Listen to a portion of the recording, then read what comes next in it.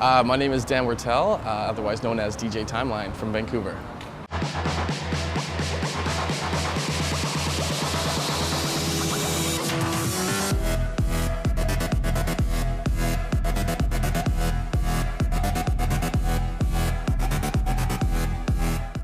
I was born and raised in Ontario and lived there till I was 13, and then my family moved up to Whistler, BC of all places. And I lived there for another 9 years, and then I've been in Vancouver ever since. I started off being in a band.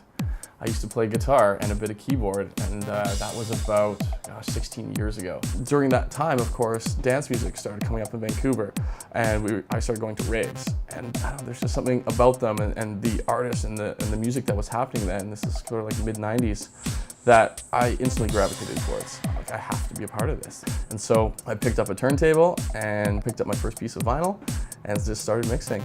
And it kind of grew from there. It's been about 14 years that I've been DJing. Definitely inspired by, friends and other producers in town.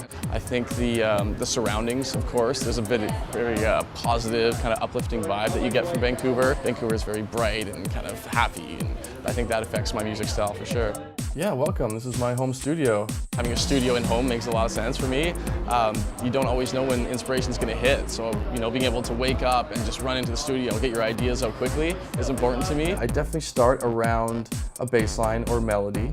I'll have an idea, I'll map it out or play it out, and then I'll really just start designing the sound, really refining that and trying to make it as unique and interesting as possible. And then, there's kind of always that moment where all of a sudden it all clicks and all comes together super nice, and I'll just jump out of my chair and be like, hey, there it is, that's the song. And then, the rest of the framework just gets built around that. It's actually part of being a snowboarder and doing the contests, like going out and doing the circuit, got me into Vancouver and got me into other cities around BC.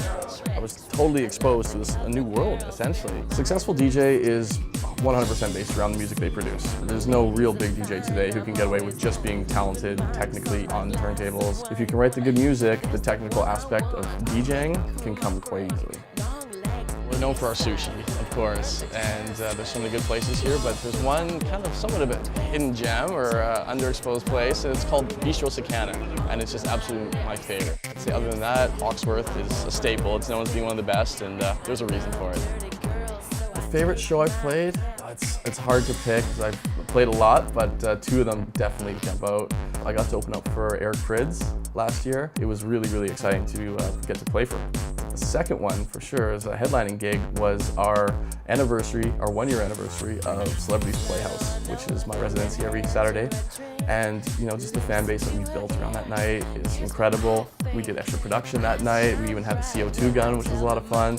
It was just this kind of perfect storm of everything coming together, and it was a really memorable night, and I think about that one a lot. I actually came here for a semester to learn industrial design, and at that same time I was learning that is when I started DJing, and of course funny things happen, and all of a sudden my phone starts blowing up and people just wanted to book me for DJing, and that totally snowballed. I started DJing more and more and more, and so unfortunately I only made it through here for one semester. I think the teacher liked me, but I don't know, I'm just a nerd at heart, to be honest. First rave, 94, I think. They were small and they were very illegal. They were still a lot of fun, and it was something brand new. It's so different because the raves then, you couldn't get most of the music that was played there, you know what I mean? So you just kind of were there to enjoy it and let them teach you what was good. Whereas now, you can pull out Shazam and you can have that song in 10 seconds, you know what I mean? My favorite Heineken experience is definitely when I was visiting Amsterdam for the Amsterdam Dance Event, and it was my first time in that city, so of course the first thing I wanted to do is go and have a Heineken in Holland. And oh man, that thing was so fresh. I have never had one taste that good, that cold, that frothy before. It was absolutely perfect, and I still, to this day, I remember how good that one Heineken really was. Having Heineken start to sponsor artists is great. Coming from a snowboarding background where I was sponsored for my clothing and my snowboards, that helped me because I was able to focus on what I was good at.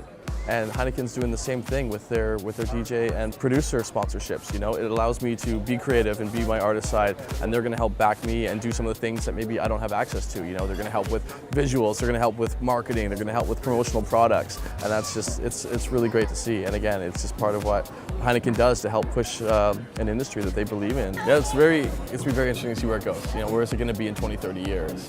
You know, it's you know, right now obviously it's everything. It's pop music basically. You know? And we'll see how it sustains over time. I enjoy the creative process of writing music so much that I will just keep doing it. I think probably forever. You know, I always have ideas. And I need to get them out. And you know, that moment when you play that brand new song and you play it out and just see people dance and react to it, it's something I live for.